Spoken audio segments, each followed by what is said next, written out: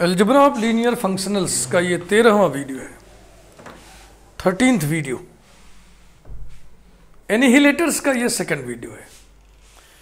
पिछले वीडियो में आपको हमने एनिहिलेटर्स के बारे में बताया, उसका डेफिनेशन बताया, और अब सब स्पेस के एनिहिलेटर के डायमेंशन की बातचीत होने जा रही है।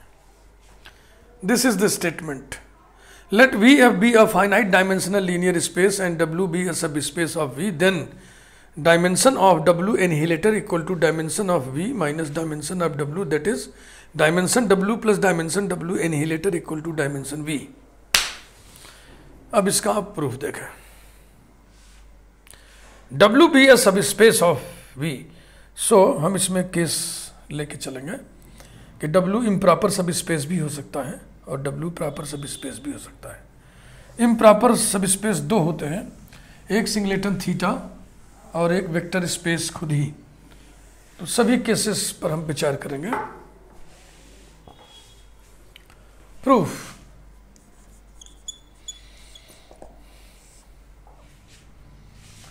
When W equal to singleton theta, we know that, पिछले वीडियो में हम लोगों ने पढ़ा था, सिंगलेटन थीटा का एनिहिलेटर कौन होता है? वी डैश होता है ना। सिंगलेटन थीटा का एनिहिलेटर वी डैश होता है। Therefore dimension W plus dimension W annihilator is equal to, dimension W की जगह रख दिया जाए singleton theta plus dimension W annihilator की जगह रख दिया जाए V डैश। इस का डायमेंशन नहीं होता है, समझ रहे हैं ना, क्योंकि इसके पास बेसिस नहीं होता है। इट हैज नो डायमेंशन, तो डायमेंशन 0 लिखा जाता है। प्लस आपको मालूम है डुअल स्पेस V डैश का डायमेंशन वही होता है जो V का होता है, यानी is equal to dimension V। यही प्रूव करना था।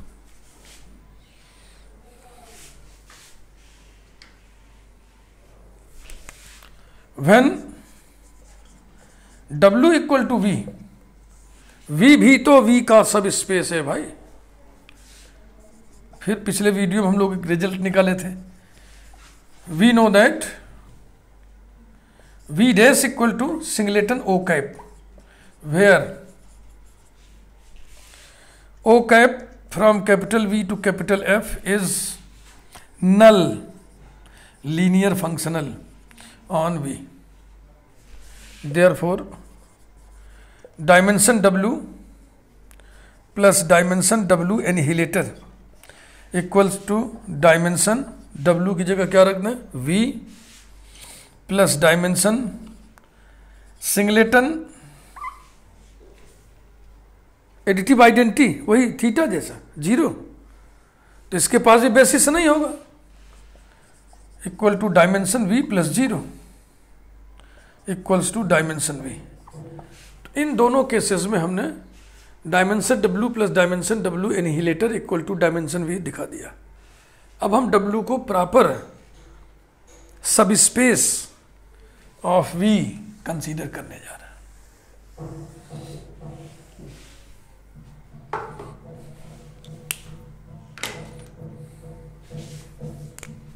When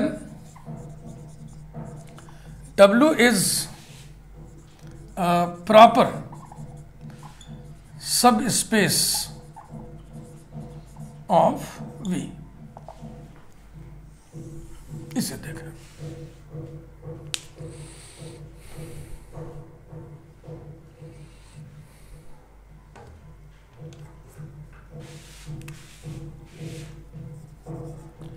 Let S1 equal to curly bracket alpha 1 comma alpha 2 comma so on comma alpha m be an ordered basis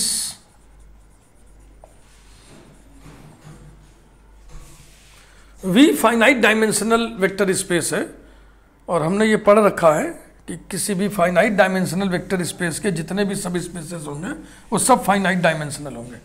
अतः W भी फाइनाइट डायमेंशनल हुआ, इसलिए W का कोई भी बेसिस हम लेंगे उसमें नंबर ऑफ वेक्टर्स फाइनाइट होंगे, तो वही हमने लिया एक basis, be an ordered basis of W so that dimension W equal to order of S1 equal to M और M फाइनाइट है। और बेसिस के सारे एलिमेंट्स वेक्टर स्पेस के होते हैं। किसका बेसिस है? W का, तो ये सारे एलिमेंट्स W में होंगे। Alpha I belongs to W and W is subset of V, यानी सारे एलिमेंट्स V में होंगे। V के एलिमेंट्स का ये Li सेट हुआ ना, Li क्यों हुआ? क्योंकि ये बेसिस है। V के एलिमेंट्स का ये Li सेट है, by extension theorem we can extend this set to find basis of V। ये तो हम कह ही नहीं सकते ना कि यही V का बेसिस होगा, क्योंकि W is a proper subset of V।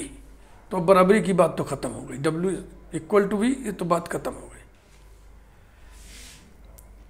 Late, अब इसको हम एक्सटेंड कर रहे हैं। Let the extended set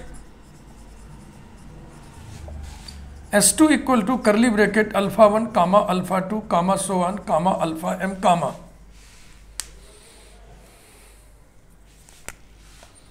alpha M plus 1 comma so on comma alpha N, यहां तक एक्सटेंड कर दिए। बी एन ऑर्डर्ड बेसिस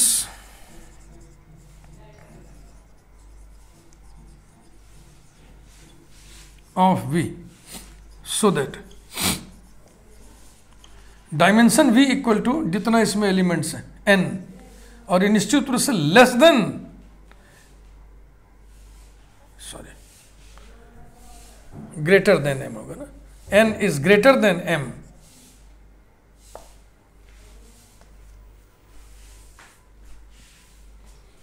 इस बेसिस का आइए डुअल बेसिस कंसीडर करें। Let B1 equal to curly bracket, तो डुअल बेसिस में आपको पता है बेसिस में जितने वेक्टर्स हैं डुअल बेसिस में उतने ही लीनियर फंक्शनल्स होंगे। F1 comma F2 comma so on comma Fm comma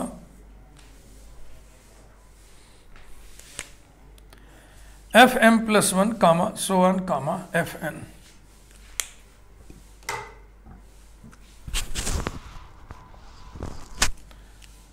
Be the dual basis, be the dual basis of S2। ठीक, we have to prove that. अब आइए जरा सा क्या प्रूव करना है उस पर विचार करें। We have to prove that dimension W annihilator equal to dimension V minus dimension W equal to N minus M। इसके लिए N माइनस M वेक्टर्स का एक ऐसा सेट हम डिजाइन करेंगे, कंस्ट्रक्ट करेंगे, जो लीनियरली इंडिपेंडेंट हो और जो W एनिहिलेटर को स्पान कर दे। For this we have to design, yeah, we have to construct, DESIGN, designing, we have to design a linearly independent set of N minus M vectors which generates, yeah, which spans W annihilator। W एनिहिलेटर को generate कराना है तो vectors भी कौन लेंगे आप? W एनिहिलेटर में कौन वेक्टर्स होते हैं? Linear functionals on V। तो N minus M linear functionals on V आप कंसीडर करिए, वो कहाँ मिलेगा आपको? यहां से ये सारे के सारे लीनियर फंक्शनल्स ऑन V हैं। Let us consider the set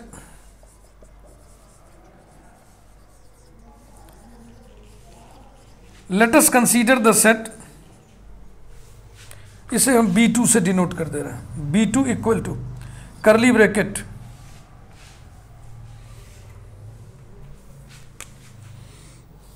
F M plus one comma F M plus two comma so on comma F N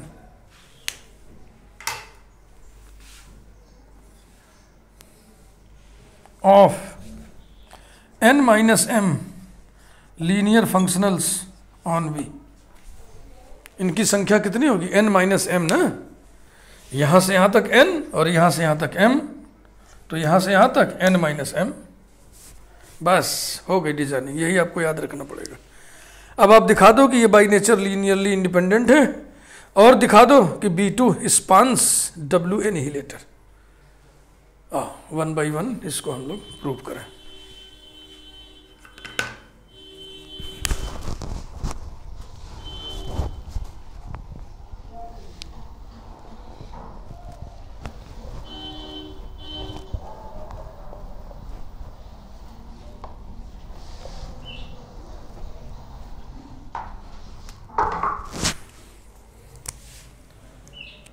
To prove that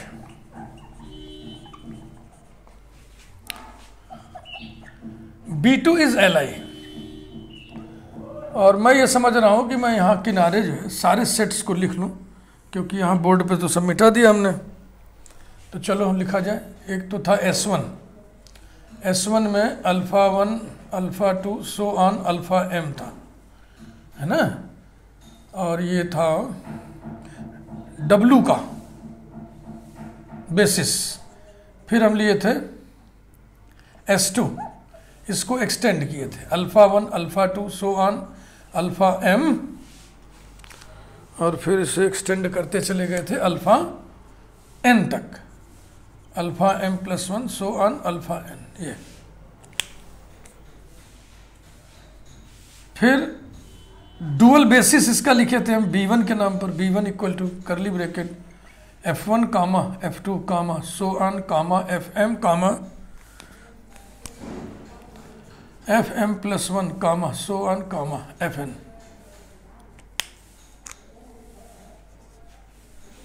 और फिर एक B2 के नाम पर हम लोग अभी अभी कंसीडर किए हैं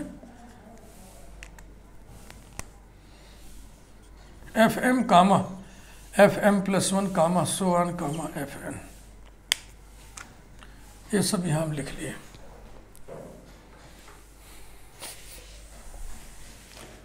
ये बेसिस है W का, ये बेसिस है V का, और ये डुअल बेसिस है इसका। और इसमें से ये लाल वाले सारे एलिमेंट्स यहाँ लेकर के B2 बनाया। हम सिद्ध करने जा रहे हैं कि B2 बेसिस है W एनिहिलेटर का। इस क्रम में सबसे पहले हम दिखाने जा रहे हैं B2 Li। देखो देखो B2 इसी का सबसेट है कि नहीं? हाँ। और ये डुअल बेसिस है। डुअल बेसिस माने बेसिस डुअल स्पेस का बेसिस Li होता है। तो Li सेट का सबसेट Li होता है। बस बात खत्म, इसमें और कुछ लिखने की जरूरत नहीं। Being a subset of Li set B1 comma B2 is also Li। ये फट से हो गया। फिर to prove that L of B2 is subset of W annihilator. अगर B2 के सारे एलिमेंट्स W एनिहिलेटर में हों तो L of B2 will be subset of W एनिहिलेटर। B2 के सारे एलिमेंट्स W एनिहिलेटर में होंगे ये हम नहीं कह सकते, हमें क्या मालूम होंगे कि नहीं होंगे। B2 के सारे एलिमेंट्स B1 में तो हैं, लेकिन अब W एनिहिलेटर में होंगे हमें नहीं मालूम है। इसलिए इसमें दोनों काम करना पड़ेगा पूरा विधिवत। This is subset of this दिखाने में, सॉरी ऐसा दिखाना है। This is subset of this दिखाने में, this is subset of this दिखाने में पूरा वर्क करना पड़ेगा। काम थोड़ा सा भारी हो जाएगा।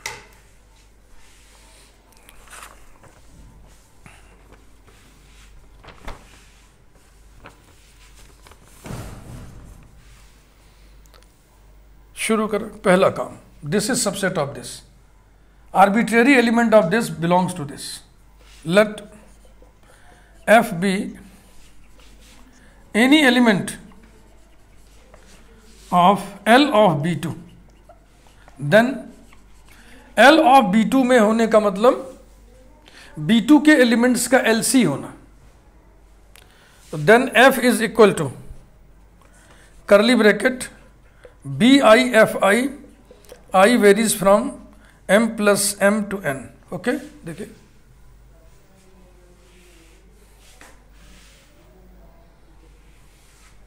ये एक ज़्यादा लिख उठा ना ये M+1 है कामा, और ये M+2 है, सुधार लो भैया इसको। तो LC लिखोगे, देखो I की जगह M+1 रखो तो हो जाएगा BM+1 FM+1 plus BM+2 FM+2 plus so on plus BN/FN। ये number 1। Now alpha belongs to W, हमें सिद्ध करना है कि F belongs to W annihilator. इसको आप अलग से समझ लीजिए। ये तभी संभव है जब F of alpha equal to 0 for all alpha belonging to W हो, for all alpha belonging to W हो। तो वही arbitrary alpha belonging to W से बद कहीं शुरू कर दिए। Alpha belongs to W implies that alpha belongs to W का बेसिस कौन है, ये W का बेसिस है। तो alpha belongs to L of S1 implies that alpha is equal to S1 के एलिमेंट्स का LC sigma AJ alpha J varies from 1 to M।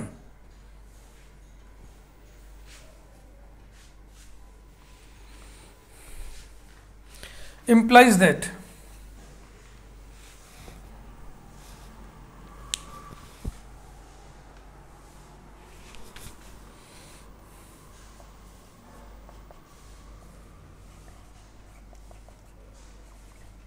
थोड़ा कलरफुल लिखेंगे।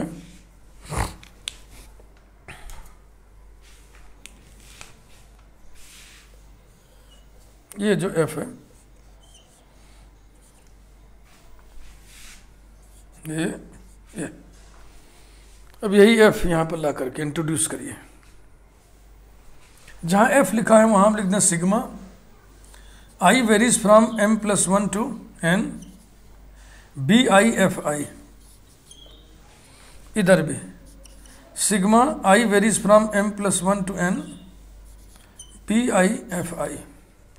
जहां जहां F लिखा है वहां F ऑफ अल्फा ऐसे। इधर भी this of sigma J varies from 1 to M AJ alpha J, ये रहा।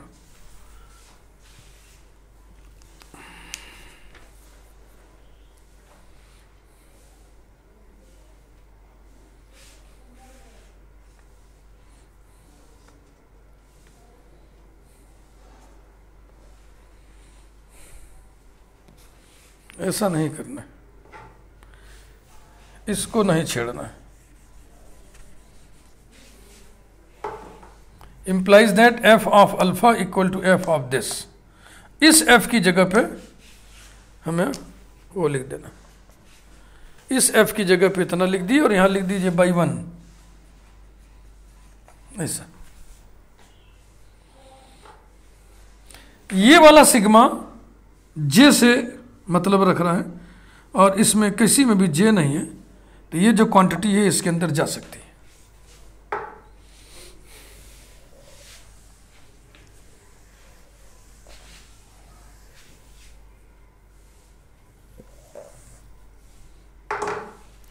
implies that F of alpha equal to sigma I varies from M+1 to N,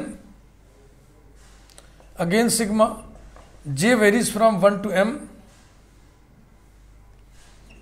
BI AJ FI of alpha J equals to sigma I varies from M+1 to N sigma J varies from 1 to M BI AJ, और इसकी value होगी Kronecker delta IJ। क्यों? क्योंकि FI dual basis ये dual basis का element है। तो कारण लिखना चाहे लिख दें, since F I belongs to B1 which is ना लिख के ऐसे लिख दीजिए, B1 बीइंग डुअल बेसिस। अब डुअल बेसिस का डेफिनेशन आपको मालूम है, सब पता है आपको, वही डेफिनेशन हमने लगाया। अब देखो भैया, आई पर भी सिग्मा दौड़ रहा है, जे पर भी सिग्मा दौड़ रहा है, दोनों का वेरिएशन अलग अलग है। क्या किसी भी क्षण आई और जे बराबर हो सकते हैं क्या? जे वेरीज फ्रॉम 1 to m, जहां जे का वेरिएशन रुक रहा है उसके आगे आई का वेरिएशन है ना, तो आई और जे कभी बराबर नहीं होंगे, इसलिए इसका मान 0 होगा। तो यहां लिखे 0 और कारण लिखे since I not equal to J implies that Kronecker delta I J equal to 0। तो अब ये जो आप लेके चल रहे थे, इसका कंक्लूजन ये हुआ कि therefore F of alpha equal to 0 for all alpha belonging to W and so F belongs to W annihilator. F किसका एलिमेंट लिए थे आप? L ऑफ B2 का। L ऑफ B2 का आर्बिट्रेरी एलिमेंट W एनिहिलेटर को बिलोंग करता है। इसका मतलब L ऑफ B2 के सारे एलिमेंट W एनिहिलेटर को बिलोंग करते हैं, और इसका मतलब हो गया कि L of B2 is subset of W annihilator. Numbering नहीं ध्यान है, जाने दो, नहीं ध्यान है तो इसको R1 कर लो। जहां कंफ्यूजन हो ऐसे ना, बस तुरंत नई नंबरिंग शुरू कर दो, नई नंबरिंग शुरू कर दो। लेकिन हमको लग रहा है कि नंबर 1 तक केवल 1 पढ़ा है, अभी ध्यान आ रहा है हमको, इसको नंबर 2 कर दिया जाए। अब हम क्या करें, इसका आर्बिट्रेरी एलिमेंट लें, इसमें दिखाएं। Let F be any element of W annihilator, then F belongs to V dash by definition, or F of alpha equal to 0 for all alpha belonging to W implies that F belongs to V dash। V dash dual space है, इसका basis dual basis होगा। Dual basis माने B1, इसलिए V dash बराबर होगा L of B1। तो F belongs to L of B1 comma F of alpha equal to 0 for all alpha belonging to W। तो ये सारे अल्फाज भी तो W के एलिमेंट्स होंगे, तो यहाँ हो जाएगा F of alpha J equal to 0, bracket में लिख लें J equal to 1 comma 2 comma so on comma M। बस इसी को लेके बढ़िया है, धीरे धीरे सावधानी के साथ।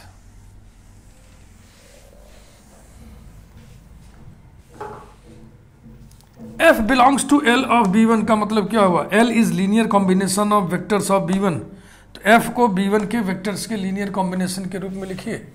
Implies that F equal to sigma I varies from 1 to n BIFI comma F of alpha J equal to 0। J का वेरिएशन एक बार लिख दिए, बार बार नहीं लिखना।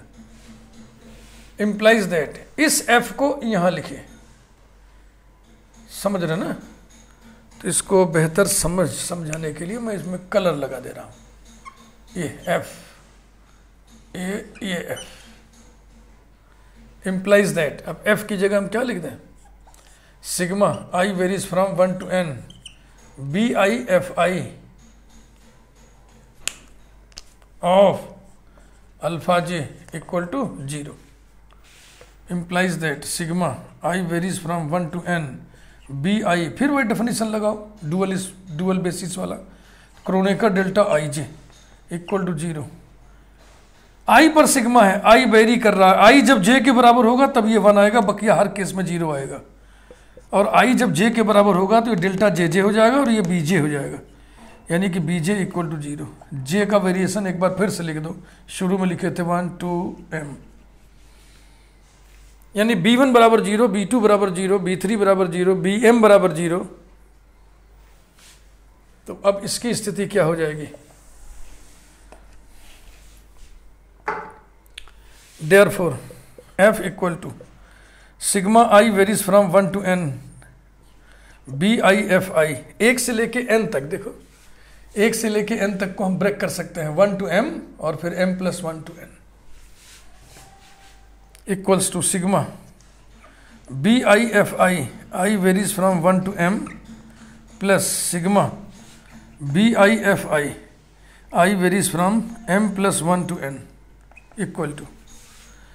अब आप कह रहे हो कि ये सब के सब इसमें, इस वाले में जितने स्केलर्स हैं, ये b1 भी 0 है, b2 भी 0 है, bm भी 0 है, तो सब 0 हो गया।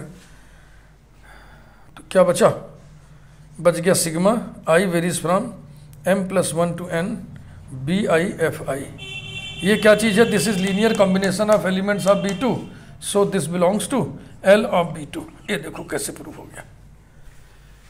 F आप लिए थे W एनिहिलेटर का आर्बिट्रेरी एलिमेंट, वो L ऑफ B2 को बिलोंग कर गया। thus W annihilator is subset of L of B2। This is result number 3 from 2 and 3। From 2 and 3 L of B2 equal to W annihilator. तो हमने दिखा दिया कि B2 Li है, हमने दिखा दिया कि B2 W एनिहिलेटर को स्पान कर दे रहा है, जनरेट कर दे रहा है। इसका मतलब क्या हुआ? B2 is a basis of W एनिहिलेटर।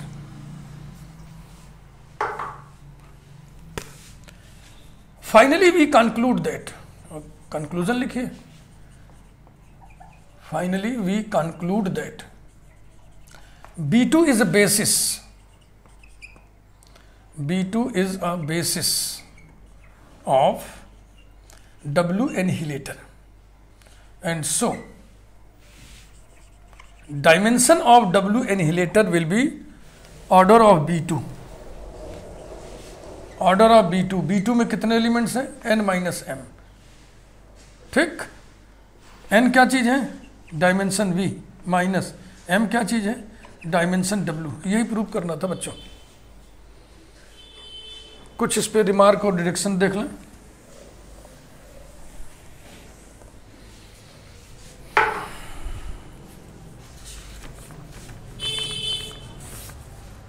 Note, we know that dimension of dual space V dash is equal to dimension of V। इसलिए इस रिजल्ट में जहां डायमेंशन V लिखा है वहां हम डायमेंशन V डैश भी लिख सकते हैं। Therefore dimension W plus dimension W annihilator is equal to dimension V dash. Deduction, एक रिजल्ट हम डिड्यूस कर रहे हैं हल्का फुल्का। Dimension of V dash upon W annihilator, ये कोसेंट स्पेस बनेगा ना, ये वेक्टर स्पेस है, उसका सब स्पेस है। इस कोसेंट स्पेस का डायमेंशन हम निकालने जा रहे हैं। ये बराबर होगा dimension of V dash minus dimension of W annihilator. ये देखो dimension of V dash minus dimension of W annihilator is equal to dimension of W is equal to dimension of W।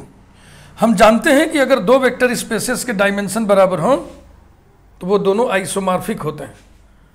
Therefore V dash upon W annihilator is isomorphic to W। हाँ, इससे हम और भी आगे बढ़ा सकते हैं। Dimension W बराबर होगा डायमेंशन W डैश, जैसे कि डायमेंशन V बराबर होता है डायमेंशन V डैश। तो ये रिजल्ट निकला।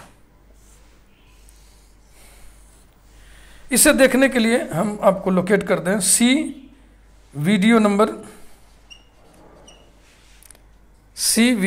48 of the playlist linear algebra. Linear algebra playlist में कुल 51 वीडियोस है, उसमें 48th वीडियो में आपको ये रिजल्ट मिलेगा। कौन सा रिजल्ट? कि यदि डायमेंशन W1 बराबर डायमेंशन W2 हो तो W1 will be isomorphic to W2। ये रहा। तो इस वीडियो को हम यहीं पे लपेट दे रहे हैं। वीडियो को लाइक करिए। Thank you. एनिहिलेटर्स की बातचीत अभी जारी रहेगी।